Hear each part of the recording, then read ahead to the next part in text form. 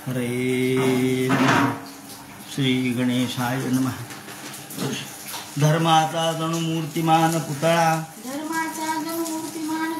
भासे जना भुवरी दीक्षा देऊनी जो जगतिया बद्धास हो उद्धरी वाणीने वदता भागवती कथा व्यासाप्रती भासला तो हा गुरुश्री जनार्दन असा पाटांगणी शोभला. सद्गुरुनाथ महाराज की जय. हरे नमः. श्री भगवान वाच ज्ञानं परम गुह्यं मे यद् विज्ञान समन्वितं सरहस्यं तदंगंच ग्रहाण गदितं मया. भगवान वेदव्यास वर्णन करून सांगू लागले. शुकाचार्य राजा परीक्षितीला सांगतात. सूत शौनकादिकांचा संवाद चाललेला आहे आणि ब्रह्मदेव नारदाचा संवाद चाललेला आहे. आता या ठिकाणी भगवान महाविष्णू ब्रह्मदेवाला उपदेश करतायत आणि भगवान म्हणतात ज्ञानम परम गुह्यम मे. हे ब्रह्मदेवा, मी तुला गुह्य अशा प्रकारचं ज्ञान देणार आहे. परमगुह्यम, श्रेष्ठ दर्जाचं परमगुह्य ज्ञान मी तुला देणार आहे. आणि जे ज्ञान विज्ञान समन्वितम, ज्ञान आणि विज्ञान अर्थात या ठिकाणी अनुभवजन्य ज्ञान म्हणजे विज्ञान आणि ज्ञान म्हणजे शास्त्रज्ञान. शास्त्रज्ञान आणि अनुभवाचं ज्ञान हे दोन्ही मी तुला देणार आहे. आत्मज्ञान तुला मी देणार आहे. ते सरहस्यम, त्याच्या रहस्यासह, त्यातल्या सूक्ष्मतेसह, त्यातील बारकाव्यासह आणि त्यातील अंगोपांगासह हे ज्ञान मी तुला देणार आहे. सरहस्यम तदंगंच ग्रहाण गदितं मया. हे तू ग्रहण कर. तू मी जे देणार आहे त्याचं ग्रहण तू कर. तुझी पात्रता आता झालेली आहे. आता तू परिपक्व झालेला आहेस. परिपक्व कषायाणाम दुर्धर्षोहम कुयोगिनाम असं नारदाच्या कथेमध्ये आपण ऐकलेलं आहे. तेव्हा तू परिपक्व झालायस, पात्र झालायस आणि म्हणून तुला मी हे ज्ञान देऊ लागलेलो आहे. आता ब्रह्मदेवाला भगवान जे ज्ञान देतील त्याचं विवरण आपण उद्या करणार आहोत. कारण आज जन्माष्टमी आहे. त्यानिमित्ताने भगवान गोपाल कृष्णाची जन्मकथा या ठिकाणी आपल्याला निवेदन करायची आहे. आज त्रिवेणी संगम आहे असं म्हटलं तर चालेल. हा त्रिवेणी संगम असा की आज स्वातंत्र्य दिवसही आहे. 15 ऑगस्ट भारतीय स्वातंत्र्याचा दिवस आहे. म्हणून स्वातंत्र्याचा उत्सव देखील आपण साजरा करत आहोत. त्याचबरोबर प्रत्यक्ष महाविष्णूचे अवतार असलेले ज्ञानेश्वर माऊली, ज्ञानेश्वर महाराज यांचा जन्मदिन 750वी 750वी ही जन्मतिथी आज आहे. हा ही मोठा अलौकिक अलभ्य योग आहे. त्याचबरोबर आमचे मूळ पुरुष आणि एकनाथ पंचकातील संत जनी जनार्दन यांची पुण्यतिथी आणि उद्या जन्मोत्सव असा दुहेरी कार्यक्रम आहे. तेव्हा अशा दृष्टिकोनातून कृष्णाचा जन्मोत्सव, ज्ञानेश्वरांचा जन्मोत्सव, जनी जनार्दनांचा पुण्यतिथी उत्सव आणि स्वातंत्र्य उत्सव असे 4 उत्सव या ठिकाणी एकत्र आलेले. तेव्हा अशा सर्वांच्या उत्सवाच्या निमित्ताने सर्व सद्भाविकांना, त्याचप्रमाणे या राष्ट्रजाणीव असणाऱ्या सर्व भाविक श्रोते तसेच सश्रद्ध आणि भारतीय नागरिक यांना मी शुभेच्छा देतो आणि भगवंताचे आशीर्वाद आपल्याला लाभावेत अशी प्रार्थना करतो. आणि आज आपण गोपालकृष्णाचा जन्म कसा झाला, का झाला आणि भगवंतांनी या जन्म कसा धारण केला या संबंधीचं जे विवरण भागवतांनी केलेलं आहे त्याच्या अनुसार याचं चिंतन आपल्या वेळेत करणार आहोत. या ठिकाणी दशमस्कंधामध्ये भागवताच्या दशमस्कंधात श्री भगवान गोपाल कृष्णाच्या कथा येतात. त्यामध्ये पूर्वार्ध आणि उत्तरार्ध असे 2 भाग आहेत. त्यापैकी पूर्वार्धामध्ये गोपालकृष्णाच्या सगळ्या बाललीला आणि इतर रुक्मिणी स्वयंवरापर्यंतच्या कथा येतात आणि उत्तरार्धामध्ये बाकी रुक्मिणी स्वयंवराच्या नंतरच्या कथा उत्तरार्धामध्ये येतात. म्हणजे कंसवधापर्यंत पूर्वार्धातला भाग आहे आणि रुक्मिणी स्वयंवरापासून पुढे हा उत्तरार्धातला भाग आहे. तर भागवत हे मुळातच गोपालकृष्णाची कथा मोठ्या आनंदाने आणि अंतःकरणपूर्वक व्यक्त करण्यासाठी झालेला ग्रंथ आहे, निर्माण झालेला ग्रंथ आहे. या ग्रंथामध्ये राजाने प्रश्न उपस्थित केला की महाराज शुकाचार्य महाराज, तुम्ही आम्हाला अनेक कथा सांगितल्या, अनेक राजांच्या कथा सांगितल्या. 9व्या स्कंधामध्ये अनेक राजे महाराजे यांच्या कथा आलेल्या आहेत, मानवी कथा आलेल्या आहेत. तेव्हा तुम्ही आम्हाला या सगळ्या कथा सांगितल्या, तसंच सूर्यवंश सांगितला म्हणजे रामचंद्राचा वंश सांगितला आणि चंद्रवंशातल्या काही कथा सांगितल्या. तेव्हा आता आम्हाला गोपालकृष्णाने अवतार कसा धारण केला आणि शुकाचार्याला परीक्षिती म्हणतात कारण परीक्षितीने हा जवळचा इतिहास आहे परीक्षितीचा. कोणता की अर्जुन, धर्म, भीम यासारखे पांडवांचं जय कसा झाला, एवढे मोठे कौरवाचं सैन्य सागर असताना आणि मोठमोठे तिमिंगल म्हणजे मोठमोठे मासे. कोणते मासे? भीष्माचार्य, द्रोणाचार्य, कृपाचार्य, त्याचप्रमाणे अश्वत्थामा यासारखे मोठमोठे तिमिंगल असताना सुद्धा पांडवांचा जय कसा झाला, एवढ्या सगळ्या प्रचंड सैन्य सागरामध्ये पांडव कसे जिंकले, भगवंतांनी काय पराक्रम केला तो आम्हाला सांगा आणि भगवंताचा जन्मकथा आम्हाला सांगा, अशा प्रकारचा प्रश्न शुकाचार्यांना परीक्षित करतात आणि यानुसार ते सांगतात. परीक्षितीला सांगायला सुरुवात करतात शुकाचार्य. अरे राजा, एकदा घटना अशी घडली की द्वापार युग हे सुरू झालेलं होतं आणि द्वापार युगामध्ये अनेक राक्षस माजलेले होते. कंस माजला होता, जरासंध माजला होता, त्याचप्रमाणे तृणावर्त होते, त्याचप्रमाणे अनेक दैत्य दानव यांनी सर्वत्र हाहाकार माजवलेला होता. शिशुपाल, वक्रदंत इत्यादी अनेक राक्षसांनी धुमाकूळ घातलेला होता आणि अशा परिस्थितीमध्ये पृथ्वी ही ब्रह्मदेवाला शरण गेली. पृथ्वी नेहमी गायीचं रूप धारण करून ब्रह्मदेवाला शरण जात असते. असा काही पापाचा भार झाला म्हणजे, आणि पृथ्वी म्हणाली, महाराज अहो माझ्या अंगावरती पापाचा किती भार होतोय, मला आता हा सहन होत नाही. एवढे पापी लोक, एवढे दुष्ट लोक माझ्यावरती राज्य करू लागलेत, तेव्हा मी हे सहन करू शकत नाही. सगळे देव ब्रह्मदेवाकडे आले, म्हणे हो बरोबर आहे, अहो पृथ्वी तलावर काय भयानक चालू आहे, सर्वत्र या राक्षसांचा धुमाकूळ चालू आहे, याचा काहीतरी बंदोबस्त झाला पाहिजे. हे ऐकल्याबरोबर ब्रह्मदेव म्हणाले, काही हरकत नाही, शांत व्हा, मी तुमचं गाऱ्हाणं भगवान महाविष्णूकडे पोचवतो. याप्रमाणे भगवान महाविष्णूला सर्वांनी प्रार्थना केली, ब्रह्मदेवानी प्रार्थना केली, सर्व देवांनी प्रार्थना केली आणि भगवान महाविष्णू प्रसन्न झाले. त्यांनी सांगितलं, तुम्ही काळजी करू नका, मी आता लवकरच अवतार धारण करणार आहे, पण मी एकटा अवतार धारण नाही करणार. देवांना सांगितलं, देवांनो तुम्हाला देखील कार्य करायचे, जर महत् कार्य करायचं असेल तर सर्वांना प्रयत्न करावे लागतात. अहो आपल्याला स्वातंत्र्य मिळायचं होतं किंवा आपण पारतंत्र्यामध्ये होतो तेव्हा सगळ्या लोकांनी मदत केली, भूमिगत राहून लोकांनी मदत केली नाही का?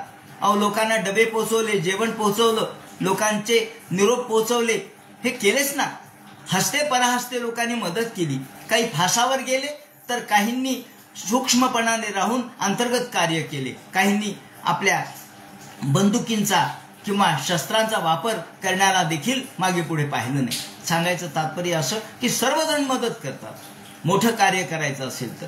तेव्हा सगळे देव म्हणाले, हरकत नाही, भगवंता सांगा काय करावं. त्याने सांगितलं, जा आता तुम्ही गोकुळामध्ये जन्म घ्या. या ठिकाणी गोकुळामध्ये जन्म घ्या. प्रत्येक जणांनी आपल्या सूक्ष्म अंशावतार रूपाने गोकुळात जन्म घ्या. ब्रह्मदेवाला सांगितलं, जा ब्रह्मदेवा. महादेवाला सांगितलं, तुम्ही जन्म घ्या. याप्रमाणे ब्रह्मदेव काठी झाले, इंद्र हे शिंक झाले, शिंगाड झाले, त्याच्यानंतर महादेव हे मुरली झाले. सगळ्या मुनींना, सगळ्या ऋषींना जन्म घ्यायला सांगितलं आणि सगळे ऋषी झाड रूपाने वृक्ष रूपाने तिथे जन्माला आले. सगळ्या ऋचा ह्याही आल्या वेदाच्या. त्यांनी सांगितलं तुम्ही गोपी रूपाने जन्म घ्या. ज्याप्रमाणे सगळ्या ऋचांनी गोपी रूपाने जन्म घेतला. आणि इकडे घटना अशी घडली की काळ तर पुढे पुढे पुढे चाललेलाच होता. या ठिकाणी ते म्हणतात की प्रत्येकाने आपापल्या भवद्भीर रंशय यदुषोपजन्यताम सजादुर्व्या भरमेश्वरेश्वर. इकडे वसुदेव आणि देवकी हे देखील देवाचेच अंश म्हणून जन्माला आले. आणि घटना अशी घडली की वसुदेवाचे तसे तर अनेक लग्न झालेले होते, पण त्या काळामध्ये अनेक लग्न करण्याची पद्धत होती, बहुपत्नीत्वाची पद्धत होती. याप्रमाणे आता कंसाची चुलत बहीण देवकी हिच्याबरोबर वसुदेवाचं लग्न नुकतंच थाटात पार पडलं आणि वसुदेव आणि देवकी रथामध्ये आरूढ झाले. त्याचबरोबर त्यांना घरी सोडवण्यासाठी आता लक्ष्मीपूजन आहेच आहे घरी, म्हणून सगळेजण मोठ्या वाजत गाजत तिथे मोठ्या प्रमाणामध्ये मिरवणूक काढलेली होती आणि सगळीकडे वाद्य वाजत होते, भेरी वाजत होत्या, त्याचप्रमाणे तुतारी वाजवत होते, पिपाण्या वाजत होत्या आणि मोठमोठे लोक त्यांच्यामध्ये सहभागी झालेले होते. या देवकीच्या सोबत तिच्या वडिलांनी देवकांनी अनेक गोष्टी दिलेल्या होत्या. अनेक स्त्रिया, अनेक पुरुष सेवक म्हणून दिलेले होते. त्याचप्रमाणे रथ दिलेले होते, घोडे दिलेले होते, हत्ती दिलेले होते. रत्नाने तिला अगदी रत्नाच्या अलंकाराने तिला निर्भर करून टाकलेलं होतं. आणि याप्रमाणे चतुश्शत पारिवारहम गजानाम हे लिलाम ते म्हणतात की किती 400 हत्ती दिले होते, 15,000 घोडे, 1800 रथ आणि सुंदर सुंदर आभूषणांनी वस्त्रांनी असलेल्या स्त्रिया. याप्रमाणे 10,000 दासी त्या ठिकाणी सोबत दिलेल्या होत्या. दुहित्रे देवका प्रादात, देवकाने आपल्या मुलीसाठी हे सगळं दिलं. आणि यावेळेला प्रचंड प्रमाणामध्ये लोकांची ही गर्दी सुरू झाली. आवाज आहे, मोठमोठे तोटे वाजतात, फटाके वाजतात, तोफा वाजतात आणि एवढ्यामध्ये मोठ्या आनंदाने हा आपल्या चुलत बहिणीच्या रथावर बसला कंस आणि हातामध्ये बागदोर धारण केले आणि तो रथ हाकू लागला. एवढ्या सगळ्या गोंधळामध्ये एक आकाशवाणी फक्त त्यांनीच ऐकली, बाकी कोणालाही ती आकाशवाणी ऐकू आली नाही. एक तू सकल पाप भोजनम कुलपाम सरा पथिम प्रगृहिणम कंसम आभार शरीरवाक. अशरीरवाक कोण बोललं कळलं नाही, पण आवाज आला काय, अस्त्या स्वाष्टमो गर्भो हंतायाम वहसे बुध. अरे मूर्खा, ज्या बहिणीच्या लग्नामध्ये तू मोठ्या थाटाने तिच्या रथाचे बागदोर धारण केले, त्या बहिणीचा 8वा मुलगा तुझा अंतक होणार आहे, तुला जीवेनिशी मारणार आहे. हा, या बहिणीचा 8वा मुलगा मला मारणार आहे. त्यांनीच फक्त एवढी आकाशवाणी ऐकली, बाकी कोणालाच ऐकू आली नाही. त्यांनी ते बागदोर तसेच सोडले, खाली उतरला, हातात तलवार घेतली. तलवार कमरेलाच असायची जुन्या काळामध्ये. राजे लोकांच्या तलवार आपल्या कमरेला होती, ती काढली आणि बरोबर देवकीला मारण्यासाठी तिचे केसपाश धरले, बुचडा धरला तिचा आणि तिच्या मानेवर तलवार मारणार. एवढ्यात वसुदेव तिथंच बसले होते. अरे अरे अरे अरे कंसा, हे काय करतोस तू?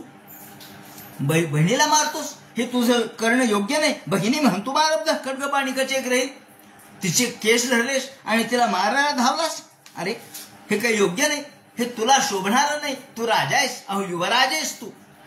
युवराज होते कंस आणि उग्रसेन हे राजे होते, हा युवराज होता. तू युवराज आहेस आणि हे तुला योग्य दिसत नाही. आणि तुझी बहीण आहे ती, बहिणीला मारणं, बरं त्यातही स्त्रियांना मारणं, स्त्रियांवर हात उगारणं हे क्षत्रियाचं लक्षण नव्हे. आणि बहिणीला तर मारूच नाही. मग थांब, मारू नको. कसा मारू नको म्हणे? मी आत्ताच्या आत्ता आकाशवाणी ऐकली. काय ऐकली? तुम्ही ऐकली का? ते म्हणले नाही हो, मला तर काही नाही ऐकवली. नाही, आकाशवाणी ऐकली. आकाशवाणी अशी झाली की हिचा 8वा मुलगा मला मारणार आहे, मला जीवानिशी मारणार आहे. असं म्हटल्यानंतर वसुदेव म्हणतात थांब थांब थांब, माझं 2 मिनिटं ऐक. वसुदेव फार हुशार होते, अत्यंत कुशाग्र बुद्धीचे होते. ते म्हणाले अरे कंसा, तुला काय वाटतं, मृत्यूची भीती वाटते का म्हणून तिला मारतोस का? मृत्यू तर येणारच आहे. अद्यवाब्दे शतांतेवा. परिणाम माणसाला हा आज नाही तर 100 वर्षांनी मृत्यू आहेच आहे. अद्यवाब्दे शतांते वा मृत्यूर्वे प्राण्याला ध्रुवा. प्राण्याला मृत्यू ठरलेलाच आहे. आज नाही तर 100 वर्षांनी. मृत्यूला काय घाबरतो? नाही नाही नाही, ते काय मला माहित नाही.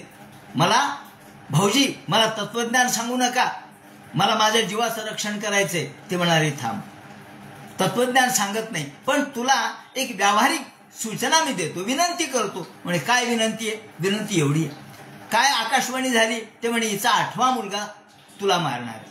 8वा मारणार आहे ना, ही तर मारणार नाही तुला नाही म्हणले. मग हिला कशाला मारतोस? नाही नाही, हिला मारलं तर हिचा मुलगाच होणार नाही. ऐकून घे, तुला 8वा मुलगा मारणार आहे तर आमचं लग्न अजून झालेलं आहे, अजून लक्ष्मीपूजन व्हायचंय. मुलगा व्हायला 1 वर्ष तरी अवकाश आहे. पहिला मुलगा व्हायला, 8वा मुलगा व्हायला 8 वर्ष अवकाश आहे. तेव्हा तुला प्रत्येक झालेला मुलगा मी समर्पित करेल. मग तर झालं. हा म्हणला भाऊजी तुम्ही हुशार आहेत, हरकत नाही. ए शातवा नुजा बाला, अरे ही तुझी धाकटी बहीण म्हणजे तुझ्या मुलीसारखी आहे, तिला मारू नको. पुत्री कोपमा, तुझ्या मुलीसारखी आहे, तिला मारू नको. असं म्हणल्यावर त्यांनी तो आपला जो तिला मारण्याचा हेतू होता तो बाजूला ठेवला आणि ती तलवार पुन्हा बॅन केली आणि म्हटलं हरकत नाही, असू द्या.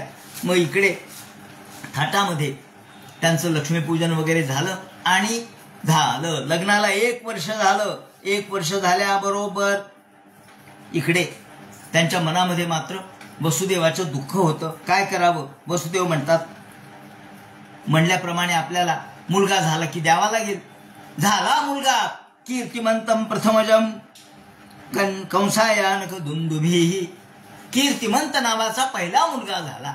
पहिला मुलगा झाला, जसा मुलगा झाला तसा त्याला 9 धुवू घातलं. अहो पाजलं का नाही हेही माहीत नाही देवकीनी, आणि तसाच उचलला आणि कंसाच्या दरबारात आले. आता हे जे 6 मुलं होते, 6 मुलं हे कोण होते? तर हे वसू होते पूर्वीच्या काळातले. ब्रह्म लोकामध्ये असताना ते ब्रह्मदेवाला हसले आणि म्हणून अपमानित झाले ब्रह्मदेव, म्हणून त्यांनी त्यांना शाप दिला आणि ते या हिरण्यकशिपूच्या पोटी जन्माला आले 6 मुलं. आणि नंतर हिरण्यकशिपाच्या पोटी जन्माला आल्यानंतर हे मृत झाले आणि पुन्हा आता त्यांना मुक्ती मिळण्यासाठी या कृष्णाचे भाऊ म्हणून, कृष्णाचे पूर्वज म्हणून जन्माला आले. असो, याप्रमाणे हे पहिला मुलगा कीर्तिमंत त्याला वसुदेवाने समर्पित करण्यासाठी आणला. दरबारात आले वसुदेव. कंसा काय हो, काय भाऊजी? म्हणले काही नाही, मुलगा झाला, तुला घेऊन देण्यासाठी आलो. मी शब्द दिला होता. भाऊजी किती तुम्ही शब्दाला पाहिलं त्या मुलाकडे. अरे हा पहिला मुलगा आहे ना, हा काही मला मारणार नाही, हा माझा अंतक नाही, मला 8वा मुलगा अंतक आहे, घेऊन जा घेऊन जा, मी काही याला मारत नाही. ते कोवळं लेकरू तसेच घेऊन गेले वसुदेव. इकडे देवकी रडत होती. आता मुलगा गेला, ठार होईल. तेवढ्यात धावत धावत वसुदेव आले. काय झालं? काही नाही, मारलं नाही म्हणे मुलाला. मारलं नाही काय म्हणले? माझा भाऊ चांगला आहे, खरंच दयाळू आहे हो, तुम्ही म्हणता, पण एखाद्या वेळेला त्याला राग येतो, पण तो दयाळू आहे बरं का मनातून. असं म्हणेपर्यंत आणि मुलगा खाली ठेवेपर्यंत तिकडे नारदाची स्वारी आली. भजमन नारायण नारायण नारायण, भजमन नारायण नारायण नारायण, भजमन नारायण नारायण नारायण, भजमन नारायण नारायण नारायण. नारद आल्याबरोबर कंसानी नारदाचं स्वागत केलं. या या या नारदा, का हो कुणीकडे आला? कसं काय आज येणं केलं? अरे म्हणे कंसा तुझ्याचकडे आलो. म्हणले काय झालं, कशासाठी आला? म्हणले काय आनंदी दिसतोस? हो म्हणले आत्ताच वसुदेव आले होते म्हणजे भाऊजी. मग काय म्हणले? म्हणे काही नाही, ते पहिला मुलगा घेऊन आले होते आणि तिचा 8वा मुलगा देवकीचा माझा अंतक आहे, म्हणून मी पहिला मुलगा काही मारला नाही. त्याला म्हणलं घेऊन जा, हा काही मला मारणारा नाही. असं म्हणल्यावर नारद हसले. अरे अरे अरे मूर्खेश म्हणले तू. काय झालं? काय मूर्खपणा काय केला मी? अरे एतत् कंसाय भगवान संसदाभ्येत्य नारदः भूमे भाराय माणानाम दैत्यानांच वधोद्यताम. अरे सगळ्या दैत्यांना मारण्यासाठी आणि तुला मारण्याचे प्रयत्न वरती चाललेले सगळे देवांचे, खटपट चालली देवांची, आणि सगळे देव या ठिकाणी वेगवेगळ्या रूपात जन्माला आलेले. वसुदेव देव आहेत, देवकी देव आहे, आणि तुला माहित नाही देवाचं राजकारण काय आहे ते. म्हणले काय? तुला माहिती का गणितातला नियम काय असतो? अंकानाम वामतो गतीही. समजा 8वा मुलगा आहे तर 8वा मुलगा हाच पहिला म्हणून जन्माला येऊ शकतो. 8वा पहिला झाला तर मग दुसरा 7वा होईल, तिसरा 6वा होईल. हो, मग तसं तर होऊ शकतं म्हणले. आणि मग तुला कसं कळत नाही? देवाचं राजकारण फार वेगळे, देवाचा अर्थ तुला कळणार नाहीत. म्हणून 8वा मुलगा हा पहिल्या रूपाने जन्माला येऊ शकतो. पहिला मुलगा सुद्धा 8वा असू शकतो. मापायचं कुठून, कोणत्या क्रमाने मापायचं, मोजायचं हे तुमच्यावर अवलंबून आहे, सापेक्ष आहे. अरे हो म्हणले, तो सुद्धा देव आहे आणि तुला मारण्याचे सगळे खटाटोप चाललाय असं म्हणल्याबरोबर ते म्हणतात देवक्या कर्मसूत्रम विष्णूचं स्वबदम प्रती. आणि भगवान विष्णू तुला मारण्यासाठी जन्माला येणारच आहे असं म्हणल्याबरोबर कंसाने हे ऐकता क्षणिक देवकी वसुदेव देव आहेत म्हणले की ताबडतोब गेला. आतापर्यंत कारागृहात टाकलं नव्हतं, आता त्यांना कारागृहात टाकलं आणि तो मुलगा घेतला आणि जमिनीवर आपटला आणि खलास केला. हे पाहिल्याबरोबर अरे अरे वाईट वाटलं. दुसरा मुलगा दिला, तिसरा दिला, चौथा दिला, 5वा दिला, 6वा दिला. याप्रमाणे 6 मुलं मारले आणि 6 मुलं मारल्यानंतर पुढे 7वा मुलगा म्हणजे प्रत्यक्ष शेष नारायण हे जन्माला येणार होते. ते त्यांनी आपलं रूप यामध्ये प्रगट केलेलं होतं. याप्रमाणे ते म्हणतात की कंसाने 6 मुलं मारले आणि घ्नंती हसुतो लुब्धाराज याप्रमाणे उग्रसेनांचे पितरम असे 6 मुलं ठार मारल्याबरोबर प्रत्यक्ष शेष नारायण आता 7व्या रूपात जन्माला आले.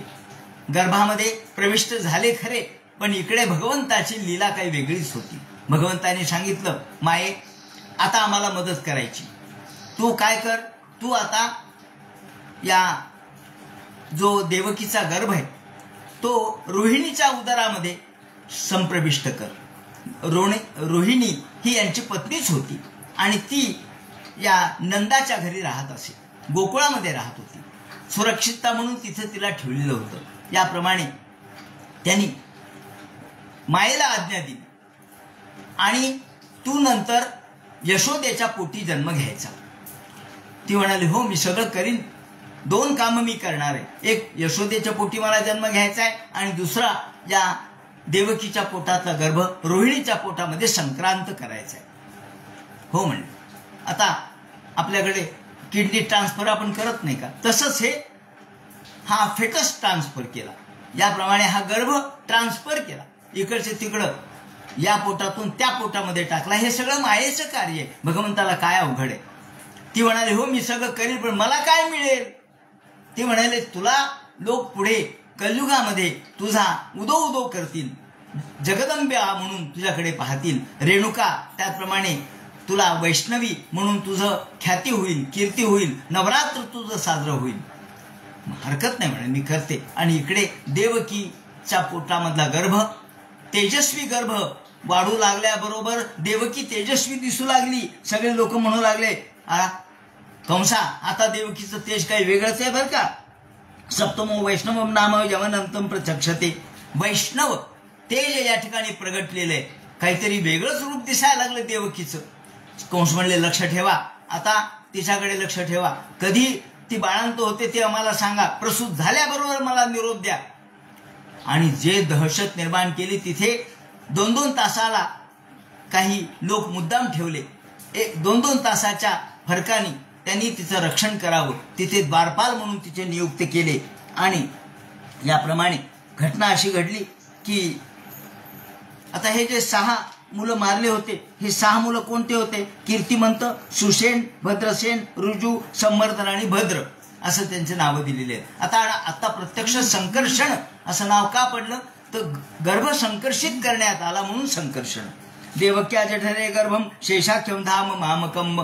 प्रत्यक्ष शेष या ठिकाणी अवतीर्ण झाले. अथाहम वंशभागेन देवक्या पुत्रतां शुभे प्राप्सामि त्वं यशोदायां नंदपत्न्यां भविष्यसि.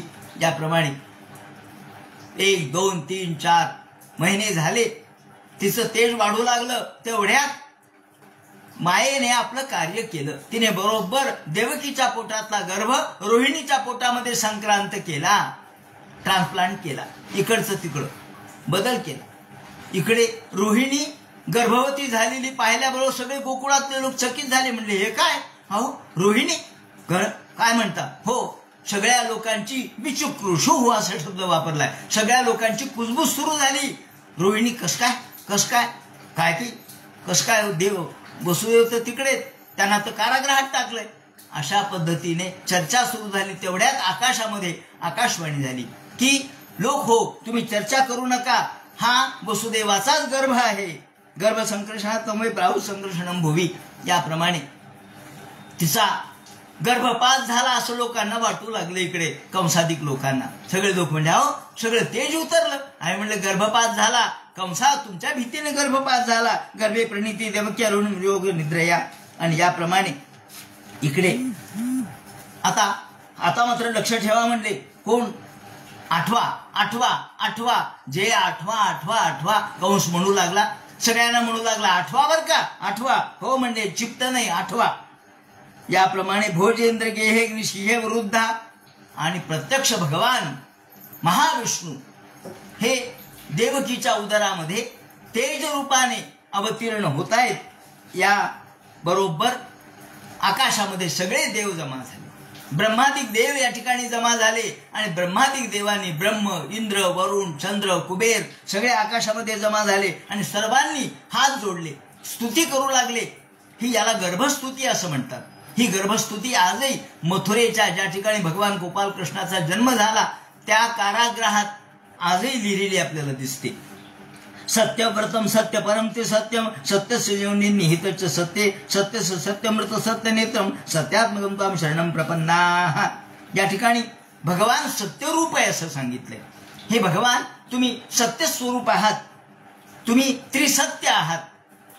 जगातलं सत्य हे व्यावहारिक सत्य, प्रातिभासिक सत्य, पण तुम्ही कायम स्वरूपी सत्यरूप आहात. आणि ऋतंच सत्यम हे तुमचं स्वरूप आहे आणि तुम्ही सत्यामध्येच राहता. सत्यस्य सत्यात्मकम त्वाम शरणम प्रपन्नाः. आम्ही प्रपन्न आहोत, आम्ही तुम्हाला शरण आलो आहोत देवा. आणि मग या ठिकाणी संसार वृक्षाचं एक रूपक मांडलेलं आहे. जसं 15व्या अध्यायामध्ये गीतेच्या संसार वृक्षाचं रूपक मांडलंय, तेच रूपक त्या वेगळ्या पद्धतीने वेगळ्या शब्दात इथं मांडलेलं आहे की संसार हा एक वृक्ष आहे. एकायनोसौ द्विफल स्त्रीमूल चतुरस पंचविध षडात्मा सप्तत्व विटपो नवाक्षो दशच्छदी द्विघगो ह्यादिवृक्षा. या ठिकाणी द्वा सुपर्णा सयुजा सखाया ही जशी उपनिषदातली श्रुती आहे की एका झाडावर दोन पक्षी बसलेले, एक जीव आहे एक शिव आहे, एक फळाची अपेक्षा करतोय एक निरपेक्ष आहे. त्या 15व्या अध्यायामध्ये सुद्धा शेवटी हेच सांगितलं. द्वाविमौ पुरुषो लोके क्षरा अक्षर एवच. क्षर आणि अक्षर द्वाविमौ पुरुषो लोके. या जगामध्ये दोन पुरुष आहेत, एक क्षर आहे. कोण क्षर आहे? अहो जीव हा क्षर आहे आणि भगवान हा अक्षर आहे. म्हणून दोघेही पक्षीच आहेत, परंतु एक फळाची अपेक्षा करणार आहे म्हणून तो क्षर आहे आणि दुसरा फळाची अपेक्षा न करणार आहे म्हणून तो अक्षर आहे. तो परब्रह्म आहे, तो भगवान आहे. म्हणून त्या ठिकाणी दशच्छदी द्विखगोलो यथाक्षः. याप्रमाणे 8 शाखा आहेत त्याला. त्याचप्रमाणे 5 पंचमहाभूत अहंकार, त्याचप्रमाणे मन बुद्धी आणि अहंकार आणि पंचमहाभूत अशा 8 शाखा आहेत. त्यानंतर 7 धातू आहेत वृक्षातले, रक्त, मांस, मेद, मज्जा, अस्थि वगैरे वगैरे. तसं या ठिकाणी संसार वृक्षाचं रूपक मांडलेलं आहे. याचं आश्रयस्थान हे भगवान, प्रकृती हे याचं आश्रयस्थान आहे. आणि रस याचे 4 आहेत. कोणते? धर्म, अर्थ, काम आणि मोक्ष. चतुरस पंचविध षडात्मा. याप्रमाणे त्यानंतर 6 स्वभाव आहेत. अस्ति, जायते, वर्धते, विपरिणमते, अपक्षीयते आणि विनश्यती असे. याप्रमाणे त्वमेक एव सतः प्रसूती स्वम सन्निधानम त्वमनुग्रहश्च. याप्रमाणे याचा आधार भगवान आहे. भगवान याचा आधार आहे. या विश्वाचा आधार भगवान आहे. संसार रूपी वृक्षाचा आधार सुद्धा भगवान आहे. याप्रमाणे इथे स्तुती केली सर्व देवांनी आणि स्तुती केल्यानंतर सांगितलं, देवा तुम्ही लवकरात लवकर अवतार धारण करा, लवकरात लवकर प्रसन्न व्हा. शृण्वन गृणन संस्मरणांचे चिंतन नामाने रूपाने मंगल. आणि ते भगवंता आपले नाव रूप मंगल आहेत. आणि आपण वेगवेगळे अवतार धारण करता. कोणकोणते अवतार धारण केले तुम्ही? मत्स्याश्व कच्छ नृप सिंह वराह हंस राजन्य विप्र विदेशु कृता अवतार. तुम्ही मत्स्यावतार धारण करा, कच्छावतार केला, त्याचप्रमाणे नृसिंहावतार केला, वराहावतार केला, हंसावतार केला. सगळ्यात पहिल्यांदा सोहम हंसाहा हे ज्ञान भगवंताने हंस रूपाने सांगितलं. राजन्य विप्र विबुधेषु, राजन्य राजावतार म्हणजे रामावतार धारण केला, पृथ्वीचा अवतार धारण केला. आणि विबुधेषु कृतावतार. देवा तुम्ही वेगवेगळे अवतार धारण करता. वामन वगैरे हा अवतार तुम्ही धारण केला आणि या जगाचा भार तुम्ही हरण आतापर्यंत केलाय. तेव्हा आता लवकरात लवकर प्रगट होऊन या जगाचा भार हरण करा. भगवान तुम्ही आमचे या ठिकाणी पालक आहात, परिपालक आहात. गोप्ता यदुना भविता तवात्मजा, तुम्ही धर्माचे गोप्ते आहात, धर्मरक्षक आहात.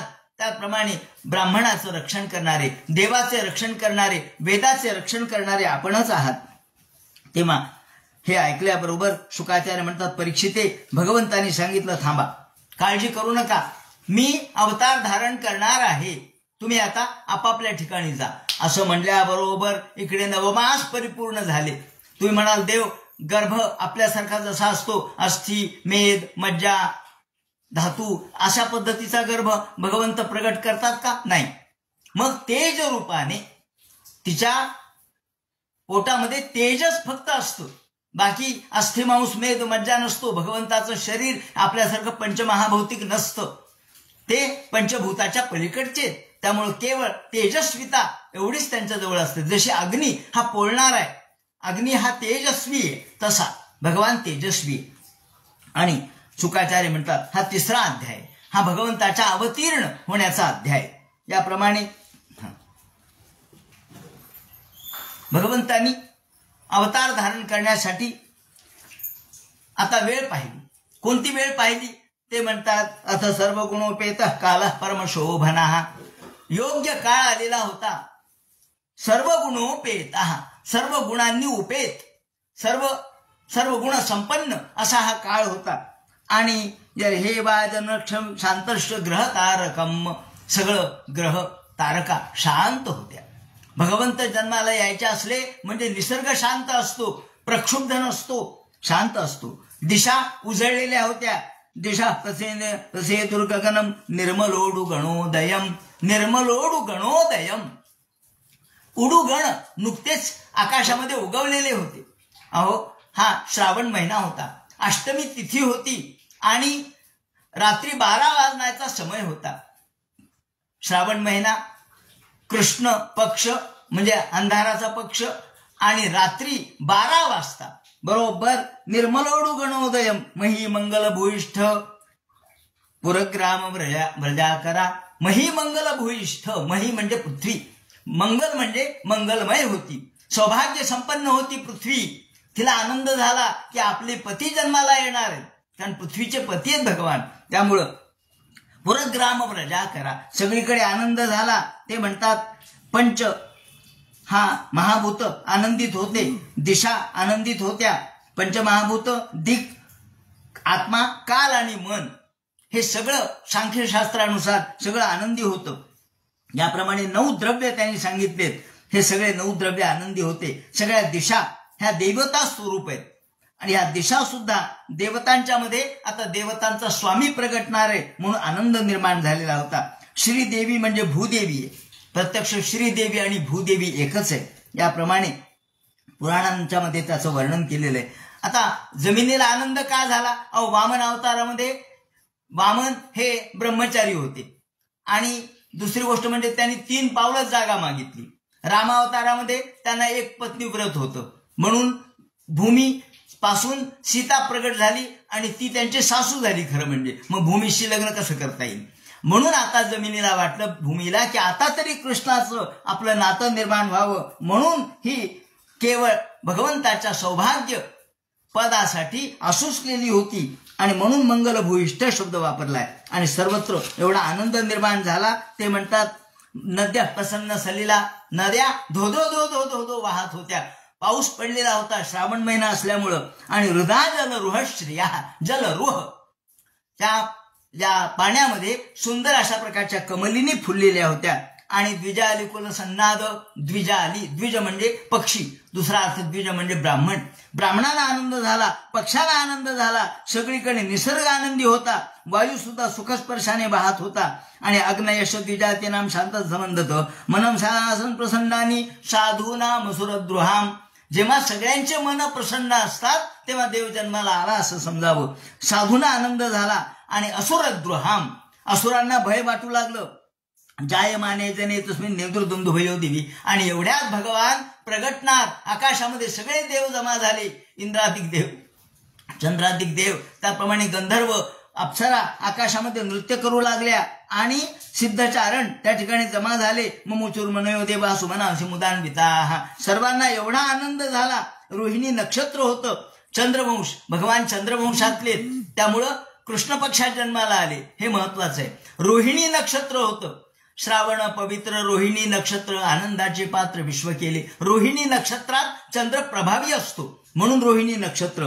आणि अष्टमी तिथी ही सगळ्यात महत्वाची आहे. कारण अष्टमी तिथी ही या जशी पौर्णिमा किंवा नवमी तशी अष्टमी ही महत्वाची तिथी मानली जाते. आणि ती कृष्ण पक्षात फार महत्वाची आहे. आणि कृष्णासाठी अष्टमी तिथी त्याने बरोबर निवडली. आणि याप्रमाणे यावेळेला अचानक भगवंतासाठी लाईट सुद्धा आली. तेव्हा अष्टमी ही मध्यावर पडते. कारण रात्र म्हणजे योगीजनांना प्रिय असते. म्हणून को जागरती, कोण जाग आहे तर योगी लोक फक्त जागे असतात. म्हणून रात्र ही योगी लोकांची आहे. आणि अष्टमी तिथी बरोबर मध्यावर पडते म्हणून भगवंताने अष्टमी तिथी निवडली. मंदम मंदम जलधरा जगुर्जुरण सागरम. मंद मंद अशा प्रकारचा वारा वाहत होता. हळू थोडा थोडा थोडा पाऊस पडत होता. आणि सागराचा आवाज, ज्याला गाज म्हणतात, त्या गाजेचा आवाज येत होता. आणि रात्री निशीथ, हे रात्री 12 वाजले. तम उद्भूते, ते म्हणतात दिशा उजळल्या. जायमाने जनार्दने देवक्याम देवरूपिण्याम विष्णू सर्व गुहाशया आविरासी तेथा प्राचान दिशिंदुरेव पुष्कला. गोपाल कृष्ण भगवान की जय. भगवान आविर्भूत झाले. कसे ते म्हणतात दिशिंदुरेव पुष्कला, सगळ्या दिशा सगळीकडे प्रफुल्लित झाल्या. आणि चंद्र उगवावा त्याप्रमाणे भगवान कृष्ण चंद्र प्रगट झाले. कसे प्रगट झाले? आपल्यासारखे टॅह्या टॅह्या रडत रडत नाही प्रगट झाले. ते आपल्यासारखे सामान्य मानवी जन्माला माणूस येतो तसे जन्माला नाही आले. तर ते आविराशीत प्रगट झाले. आणि म्हणून प्रगट दिन. आजकाल लोक कोणालाही कशालाही प्रगट म्हणायला लागले. वास्तविक संत महात्मे, त्याचप्रमाणे जे देवदेवता आहे त्यांना प्रगट म्हणायचं. आजकाल कोणी कोणाच्या जन्मदिनाच्या शुभेच्छा देतं, प्रगट दिनाच्या शुभेच्छा म्हणतात. अरे प्रगट कोणाला म्हणावं? जन्म आपल्यासारख्या सामान्यांचा जन्म होतो, पण देव प्रगट होतात. म्हणून आविरासी तथा प्राचान दिशिंदुरेव पुष्कला तमद्भुतम बालुकमं मुजे क्षणम. आणि भगवान प्रगट झाल्याबरोबर भगवंतानी भक्क प्रकाश त्या ठिकाणी पडला. त्या संपूर्ण कारागृहामध्ये भक्क प्रकाश पडलेला होता. आणि एकदम सगळ्यांचे डोळे चमकले. देवकी आणि वसुदेव हे पाहायला लागलेत. बालकम अंबुजे क्षणम, अंबुजे क्षणम, अंबुजे क्षणम. त्या बालकाची, दिसायला बालक मोठ्या रूपामध्ये चतुर्भुज रूप भगवंताने धारण केलेलं होतं. शंख चक्र गदा पद्म होतं. गळ्यामध्ये वनमाला धारण केलेली होती. त्याचप्रमाणे श्रीवत्सलांचन चिन्ह होतं. चतुर्भुजम शंख गदा युधम श्रीवत्सलक्ष्मम गलकौस्तुभ शोभितम. गळ्यावरती वनमाला होती. पितांबर धारण केलेला होता. आणि सगळ्या प्रकारचे अलंकार होते. महार वैदुरे किरीट कुंडल त्विषा परिष्वक्त सहस्त्र कुंतलम. सुंदर कुठून आणले अलंकार माहित नाही, परंतु इतके सुंदर अशा प्रकारचे महार आहे, वैदुर्य, किरीट कुंडल, किरीट कुंडल, त्याचप्रमाणे कडे तोडे पैंजण कंबरपट्टा हे सगळं धारण केलेला, पितांबर धारण केलेला मूर्ती त्यांनी पाहिली. आणि वसुदेवाने पाहिल्याबरोबर वसुदेव धावत आले. वसुदेवाने हात जोडले. हे हात या शृंखलेने बंदिस्त केलेले होते, पाय शृंखलेने बंदिस्त केलेले होते, पण तरी धावत धावत आले आणि सांगितलं, देवा मला माहित आहे की तुम्ही कोण आहात. तुम्ही प्रत्यक्ष भगवान आहात. विद्युतोसी भवान साक्षात प्रकृष्ट पुरुष हे पराहा केवल अनुभव आनंद स्वरूप सर्व बुद्धी दृक. तुम्ही प्रत्यक्ष भगवान आहात, केवल आनंद स्वरूप आहात हे मी जाणतो. आपल्याला तुम्ही काही सामान्य नाहीत. बुद्धिनुमेय लक्षण. तुम्ही बुद्धीच्या पलीकडचे आहात, अनुमानाच्या पलीकडचे आहात, तुम्ही तर्काच्या पलीकडचे आहात. देवा मी तुम्हाला जाणतो. कृष्णांचं वर्णन तमसा जनात ते. तुम्ही वेगवेगळ्या रूपात वेगवेगळे रूप वेगवेगळे रंग धारण करता. कधी तुम्ही पांढरा रंग धारण करता, कधी तांबडा रंग धारण करता, कधी पिवळा रंग धारण करता. आणि आज ज्या वेळेला तुम्ही कृष्ण वर्ण रूप धारण करून जन्माला आलेला आहात. मला माहित आहे. शुकाचार्य म्हणतात, परीक्षिते वसुदेवाचं असं बोलणं होतं न होतं तोच देवकी आली. देवकी सुरुवातीला म्हणते, देवा मला कळतं. रूपम यत्तत्प्राहो व्यक्त माध्यम ब्रह्मज्योती निर्गुण निर्विकारम. मला माहित आहे की तुम्ही अव्यक्त आहात, निर्गुण आहात, निराकार आहात. तुमचं स्वरूप अलौकिक आहे. सत्ता मातून निर्विशेषम निरीहा. तुम्ही केवळ सत्ता मात्र आहात. अध्यात्म सत्ता, केवळ तुमची केवल आनंद भव स्वरूप असलेली सत्ताच तुम्ही आहात. सत्वम साक्षात विष्णू अध्यात्मदीप आहात. तुम्ही अध्यात्मदीप आहात हे मी जाणते. परंतु काय देवा, मी तुम्हाला जरी जाणत असले तरी माझं एक मात्र हृदय आहे, आईचं हृदय. आतापर्यंत या आईने 6 मुलांचे मृत्यू डोळ्यांनी पाहिलेले. आणि हे 6 मुलं अगदी लहान लहान, अजून जन्माला नुकतेच आलेले, एक 2 दिवसाचे हे मुलं, त्यांचे छिन्न विच्छिन्न झालेले देह आणि पडलेलं रक्त तिने डोळ्याने पाहिलं. त्यामुळे तिचं मन भयभीत झालेलं होतं. तिचं अंतःकरण काळी कापत होतं थरथर. ती म्हणली, देवा अहो मृत्यू व्हायला भीत पलायन लोकां सर्वांनी निर्भयांना दे गच्छत.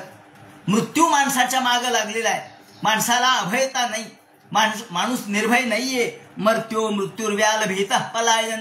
मर्त्य माणूस हा एखाद्याला साप मागे लागावा किंवा त्याला सापाचं भयपान लागावं, त्याप्रमाणे लोक भयपानाने त्रस्त आहेत. मृत्यूपासून कोणाची सुटका नाही. अभय कोणाला प्राप्त होत नाही. निर्भयन नाद्य गच्छत. निर्भयत्व कोणाला प्राप्त होत नाही. तुमचे पाय निर्भयत्व देणार आहेत. परंतु देवा मला काळजी वाटते. मला असं वाटतं की आता कदाचित कंस येईल आणि तुम्हाला मारील.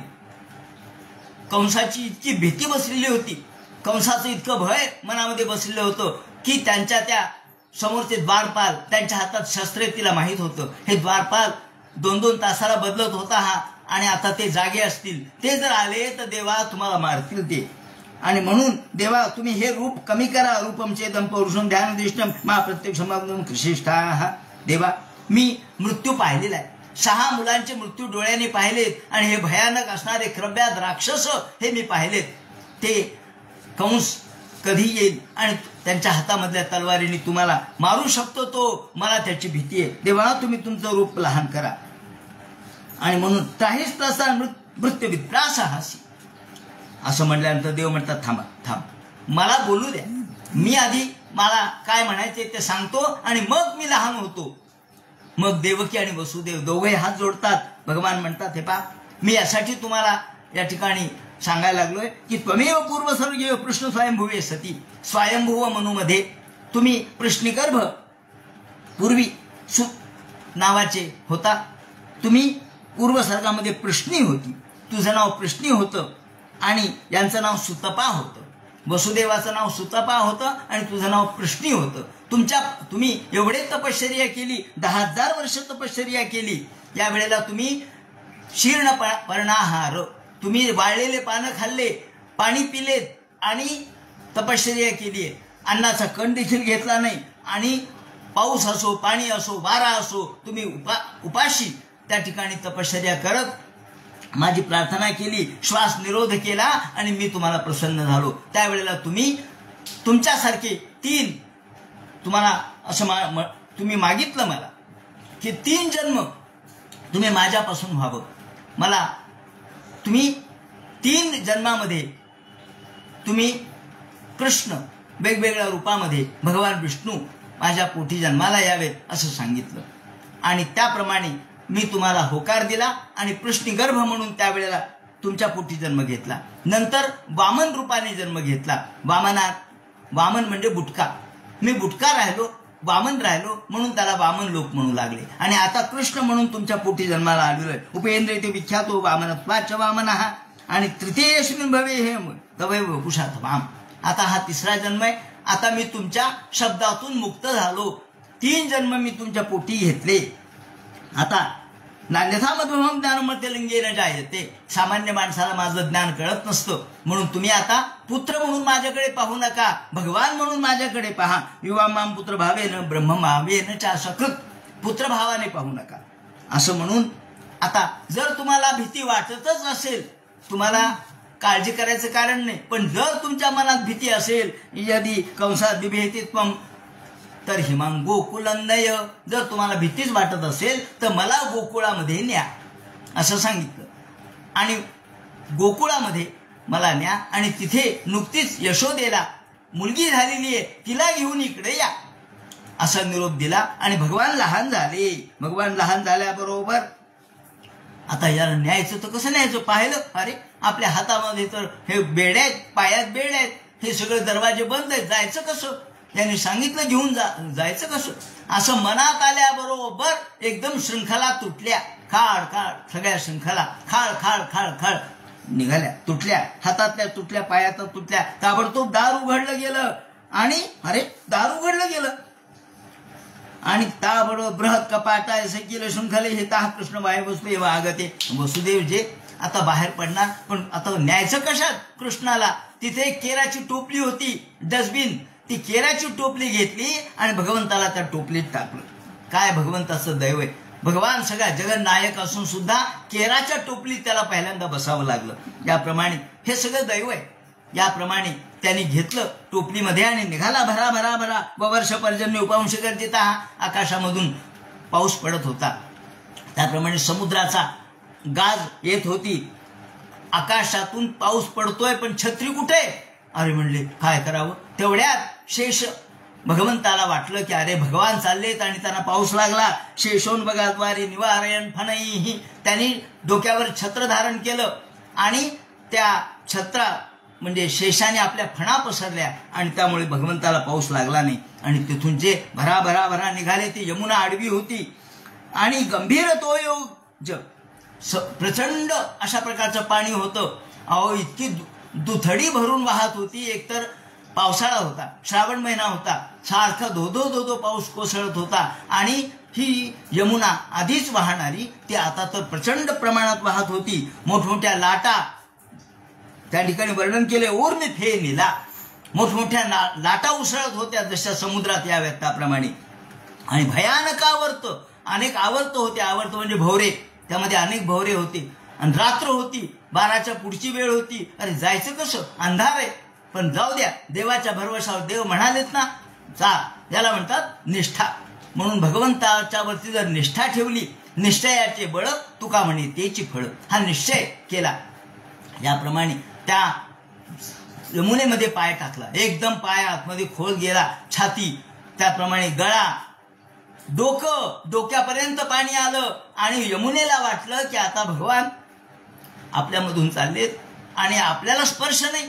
म्हणून ती बळ पुढं पुढं पुढं पुढं वाढत होती. ती एकदम कपाळापर्यंत वाढली, डोक्यापर्यंत वाढली. त्यांच्या नाकाडोळ्यात पाणी चाललं तरी वसुदेव मागं हटले नाही. चला म्हणले पुढं. आणि भगवंतांनी ओळखलं, अरे अरे आपल्या बापाची अशी एवढी परीक्षा घेणं बरं नाही. त्यांनी टोपलीमधून एक पाय काढला आणि तो यमुनेला लावल्याबरोबर यमुना एकदम दुतर्फा वाहणारी. 2 भाग झाले तिचे, दुभांग झाली यमुना. त्यांनी वर्णन केले मार्गंद दौ सिंधुरी व श्रिय पते. तिने एकदम मार्ग दिला. ज्याप्रमाणे जुन्या बायकांचा केसामध्ये सरळ भांग असतो तसा सरळ भांग भागवतकारांनीच तिचं वर्णन केलेलं. मार्गंद दौ सिंधुरी व श्रिय पते. श्रिय पते म्हणजे सौभाग्यवती. जुन्या काळातल्या त्या जशा त्यांच्यामध्ये भांग सरळ असतो तसे सरळ मार्ग दिला. 2 बाजूला 2 पाणी झालं आणि मधून मार्ग निघाला. ताबडतोब तिथून निघाले ते गोकुळात आले. नंदव्रजम शौर्य रूपे तत्रतान. या ठिकाणी गोकुळामध्ये सगळी शांतता होती. सगळे झोपले होते. आणि हे नंद, त्याचप्रमाणे यशोदा नुकतीच प्रसूत झाली होती. आणि त्या प्रसूतीच्या दुःखामुळे कोण मुलगा झाला का मुलगी हे तिने पाहिलंच नव्हतं. ती प्रसूत झाली आणि ती पोरगी तशीच पडली. आणि ती झोपली आणि पोरीलाही झोप लागली. इकडे सगळं गाव झोपलेलं. पाहिलं गावात कोणी जागा नाही, कुत्र सुद्धा जागा नव्हतं, कुत्र सुद्धा भोकलं नाही म्हणले. हे गेल्याबरोबर आतमध्ये गेले. तिथे शयनगृहामध्ये कृष्ण ठेवले आणि ही माया तिथून उचलली आणि आपल्या टोपलीत घातली आणि भरा भरा भरा भरा भरा पुन्हा आले. पुन्हा आल्याबरोबर आपल्या आपल्या ठिकाणी आले. त्यांनी वर्णन केलंय की खोबळा ठेवला आणि नरोटी घेऊन आले, कृष्ण ठेवला, ब्रह्म ठेवलं आणि माया घेऊन आले, मुलगा ठेवला आणि मुलगी घेऊन आले. याप्रमाणे शुकाचार्य म्हणतात, परीक्षिते हे आतमध्ये आल्याबरोबर ही टॅහැ टॅහැ टॅහැ रडायला लागली. ही रडता क्षणीच सगळे द्वारपाल जागेले. चला चला चला, अरे प्रसूत झाली. त्यांनी बक्षीस ठेवलं होतं, कोण जो मला येऊन सांगेल त्याला हे बक्षीस. सगळेजण कंसाला सांगण्यासाठी पळाले. बहिरंतपुरद्वार सर्वा पूर्वपदा वृता. आणि ही माया आल्याबरोबर काय झालं, पुन्हा साखळदंड आले, पुन्हा पायात बेड्या आल्या. अहो, माया म्हणजे बेडी आणि भगवान म्हणजे बेडीतून मुक्त करणारा, म्हणून मुक्ती देणारा. मुक्तीन ददाती तू मुकुंदा असं म्हटलं. मुकुंद शब्दाची व्याख्या काय, मुक्तीन ददाती, जो मुक्ती देतो तो मुकुंद. याप्रमाणे ते म्हणतात की बेड्या पुन्हा आल्या. माया आल्याबरोबर बेड्या आल्या, हातात बेड्या, पायात बेड्या, दार लागले जागचे जागी सगळे. आणि ती रडायला लागली. तो बालध्वनी ऐकल्याबरोबर हे सगळे पळाले आणि कंसा कंसा कंसा, राजेसाहेब काय झाली, आठवा. त्याला तो झोपच नव्हती. त्यांनी तसाच झोपेमध्ये त्या शयनग्रहात पडलेला ताबडतोब तलवार हातात घेतली आणि निघाला. त्याच्या झिंज्या तशाच होत्या म्हणे. त्यांनी डोकं सुद्धा बांधलं नाही, तसा टोप सुद्धा घातला नाही, तसाच निघाला. आणि आल्याबरोबर देवकी कुठे मुलगा. ती म्हणली, अरे दादा, मुलगा झाला नाही, मुलगी झाली. मुलगी कशी झाली? ती म्हणली, मला काय माहित कशी झाली. ते मुलगा नाही झाला, मुलगी झाली. आणखी मुलगी इकडं. अरे देवकी आली. देवकी म्हणली, दादा, या मुलीला मारू नकोस.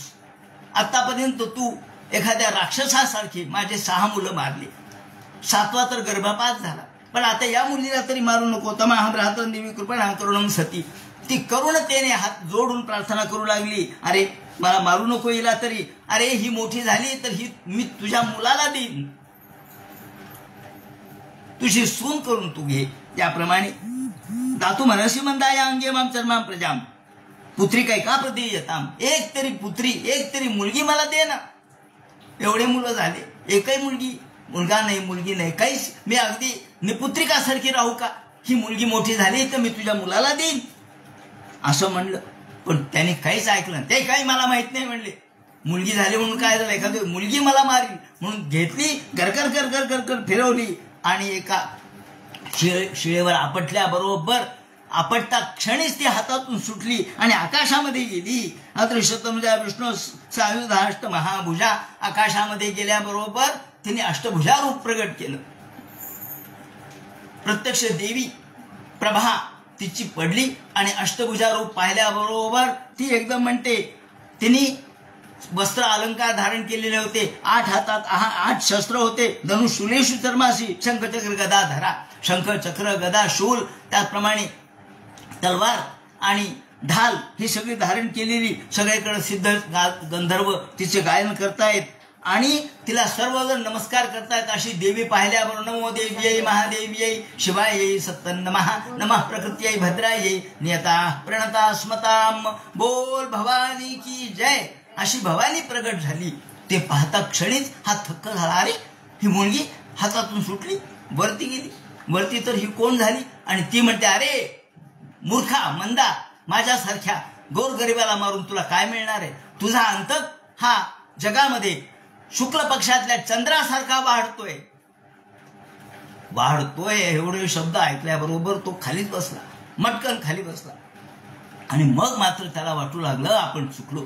तो हात जोडले त्यांनी. आता काय, बैल गेला, झोपा केला, हात जोडले. वसुदेव देवकीच्या त्यांना कारागृहातून मुक्त केलं आणि म्हणाले, अरे अरे अरे, मी तुझा भाऊ नाहीये, मी एक राक्षस आहे. राक्षस, एखाद्या राक्षसासारखे मी एवढे सगळे तुझे मुलं मारले. मला नरकात देखील जागा मिळेल की नाही, मला कोणता नरक भोगावा लागेल सांगता येत नाही. आणि त्यांनी सांगितलं, हे देवकी मला क्षमा कर, मी आम्हाला कोणत्या नरकात जावं लागेल, क्षमध्वम. मम दौरात्म्यम साधवो दीनवत्सला, मला क्षमा कर, मी तुझे एवढे सगळे मुलं मारले, मला कोणत्या जन्मात कोणतं पाप भोगावं लागेल सांगता येत नाही, एवढं पाप माझं झालंय की त्या पापाला सीमा नाही, मला क्षमा कर, असं म्हणल्यानंतर त्यांना सगळ्या याच्यातून मुक्त केलं, सगळ्या प्रकारच्या कारागृहातून, आणि सगळ्या हातामध्ये पायामध्ये सगळ्या बेड्या काढून टाकल्या. आणि मग मात्र निथोंग नंतर न पश्यंती भाविर्भाव दिशा. आणि मग रात्र झाली, रात्रभर त्याला झोप नाही. तस्याम रात्राम व्यतीतायाम, ती रात्र व्यतीत झाली. दुसऱ्या दिवशी सकाळी सगळ्यांना बोलावलं, सगळे आपले मोठमोठे जे चाणूर, मुष्टी, शल, तोशल हे सगळे बोलावले, पुतना बोलावली, त्यांची मिटिंग घेतली आणि सांगितलं माझा शत्रू जन्माला आलाय, त्याला ठार मारण्याचा विडा कोण उचलतो, त्याला ठार मारा, मला मारण्याच्या आधी मी त्याला ठार मारीन. याप्रमाणे सगळ्यांना, आणि सगळ्यांना सांगितलं, एक भेरी मोठी फिरवली, सगळीकडे द्वाही फिरवली, काय यज्ञ बंद करा, याग बंद करा, ब्राह्मणांचे घरं जाळा, लोकांच्या झोपड्या जाळा, त्याचप्रमाणे देवघर नष्ट करा, यज्ञ याग बंद करा, कारण जिथे हे यज्ञ याग चालतो तिथे विष्णू असतो, तेव्हा विष्णूचं मूळ ठिकाणच नष्ट करा. मूलमे विष्णू देवानां यत्र धर्म सनातनः. त्याप्रमाणे गायींना मारा, तपस्वीरो यज्ञशीलांकाश्च हनुदुघा, सगळ्यांना मारा, गायी मारा, मंत्रज्ञ ब्राह्मण मारा, विप्रा गावाश्च वेदाश्च, सगळ्यांना आगी लावा. आणि याप्रमाणे हे भगवान तिथे राहतात ना, त्याचं घरच नष्ट करून टाकायचं. आणि मग सगळ्यांनी त्याप्रमाणे करायला सुरुवात केली. इकडे गोकुळामध्ये दुसऱ्या दिवशी सकाळी पाहिलं, कृष्ण जन्माला आले.